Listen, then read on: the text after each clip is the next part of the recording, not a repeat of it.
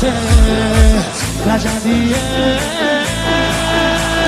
یا علی اکبر دلبر نبه حیدر میره بالاتر هر کی میبره اسم تو علی اکبر مهتاب گوهر نایاب ابروهای مهراب به نگاهش بنده دل ارباب